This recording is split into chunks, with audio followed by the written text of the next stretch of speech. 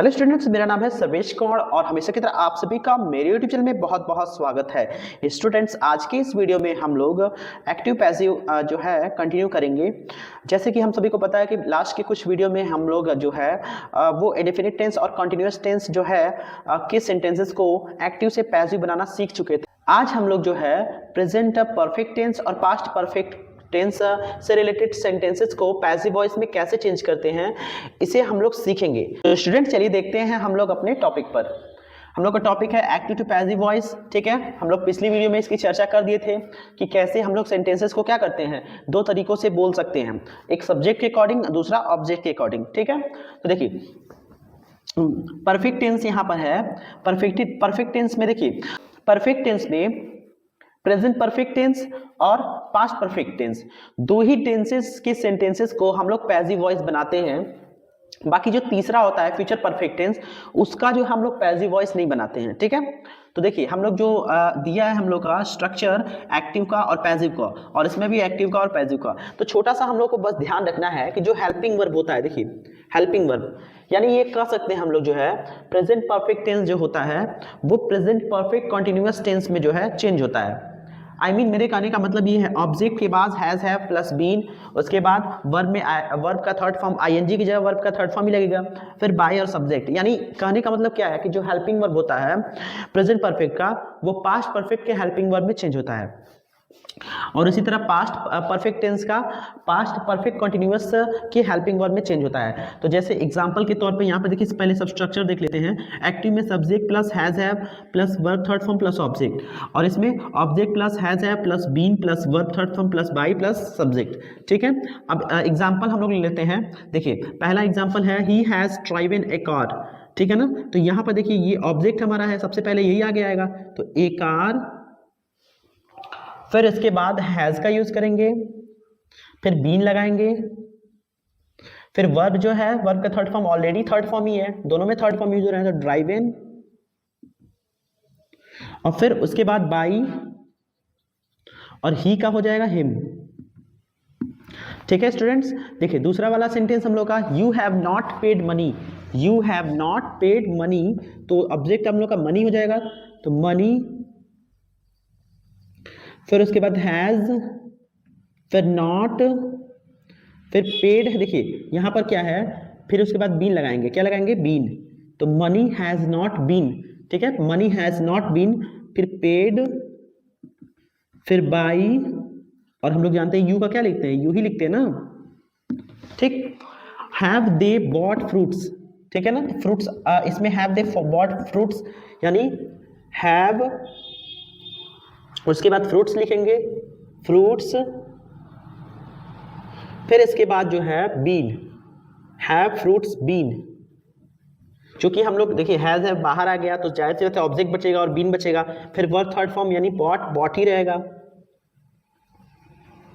उसके बाद बाई, और सब्जेक्ट हम लोग का क्या हो जाएगा, देम यहाँ हो जाएगा, यानी सब्जेक्ट जो है उसका ऑब्जेक्टिव केस देम हो जाएगा।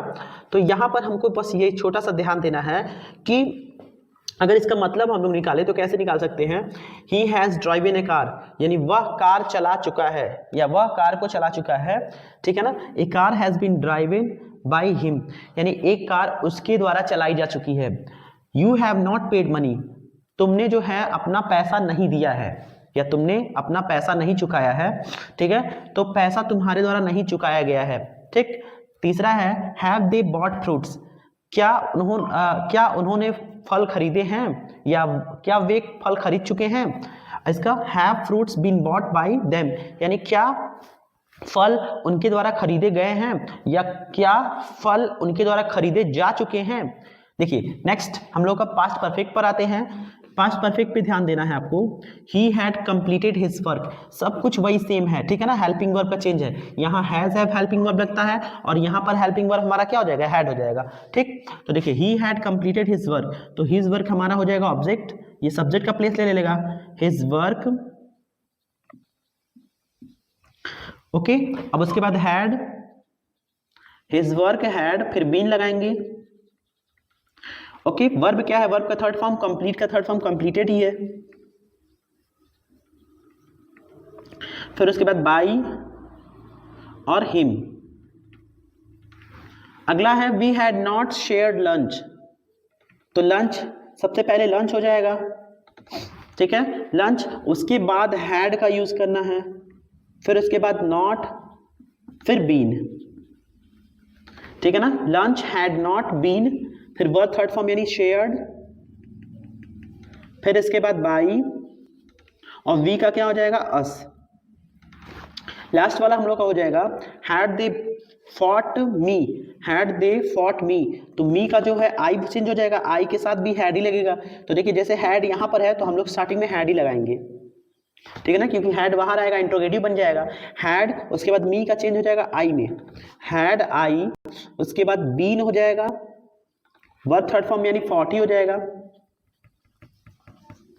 उसके बाद बाई, और उसके बाद देम, दे का देम हो जाएगा, ठीक है। Had I been fought by them, इसका हिंदी देखिए कैसे निकालते हैं, he had completed his work, यानी वह अपना काम पूरा कर चुका था, या his work had been completed by him, उसका काम उसके द्वारा पूरा हो चुका था।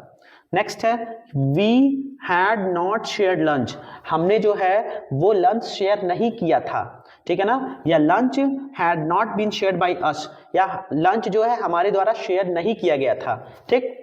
अगला है had they fought me, had they fought me, क्या वे मुझसे लड़ाई किए थे, had I been fought by them, ठीक है, क्या I been fought by them, क्या मेरे द्वारा उनसे लड़ाई की गई थी, यानी ये जो था हम लोग का प्रेजेंट परफेक्ट टेंस और पास्ट परफेक्ट टेंस में कैसे हम लोग सेंटेंसेस को पैसिव वॉइस में चेंज करते हैं, ये था तरीका।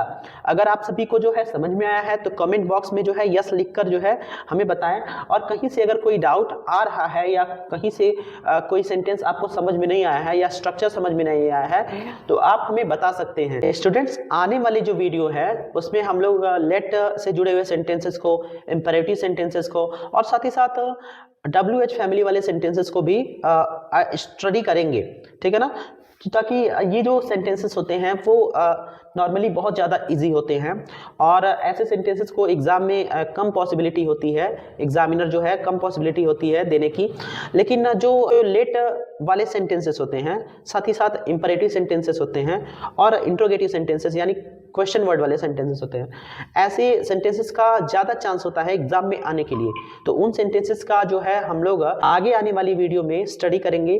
तो स्टूडेंट्स, आज के लिए बस इतना ही, मिलते हैं अगली वीडियो में, तब तक के लिए नमस्कार।